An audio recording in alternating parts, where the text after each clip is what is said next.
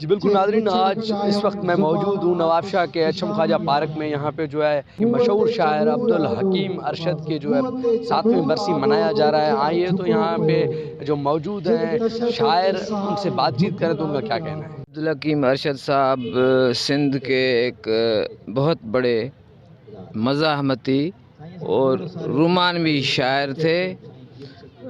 انہوں نے اس سنگین دور میں سندھ میں قومی شعور پیدا کیا، برپا کیا، جو کہ جنرلوں کا دور تھا، ایوب کا دور تھا، جس زمانے میں اظہار آزادی پر قدغن لگی ہوئی تھی، بولنے پر پابندی تھی۔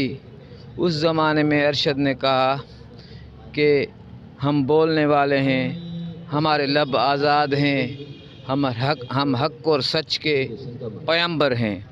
سندھ کے بہت ہی حسین رومانوی مزاحمتی شاعر سائیں عبدالحکیم ارشد کی 7ویں برسی ہے، اور سائیں ایک اپنی ذات میں ایک شخص نہیں تھے بلکہ ایک ادارہ تھے، اور انہوں نے ساری زندگی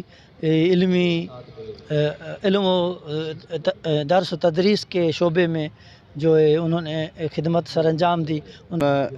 سندھی کے بہت ہی خوبصورت شاعر سائیں عبدالحکیم ارشد کے حوالے سے سندھی ادبی سنگت نواب شاہ کی طرف سے پروگرام منعقد کر رہے ہیں۔ ارشد صاحب جو ہیں وہ سندھی کے بہت ہی نامور شاعر ہیں۔ ان کی شاعری میں رومانس اور انقلاب جو ہے وہ ساتھ ساتھ چلتا ہے، اور وہ دونوں سے بہت خوب نبھاتا ہے۔ آج کا یہ جو پروگرام ہے یہ سندھی ادبی سنگت ایک رائٹروں کی، لیکھکوں کی سندھی ایک تنظیم ہے، اس کی طرف سے یہ پروگرام ہو رہا ہے۔ یہ ہے استاد عبدالحکیم ارشد، سندھ کے بڑے نامور شاعر تھے، اور اس کی 2-3 کتابیں چھپی ہوئی تھی، وہ وہاں پہ استاد تھے، اس کا بہت اچھا سارا کام تھا۔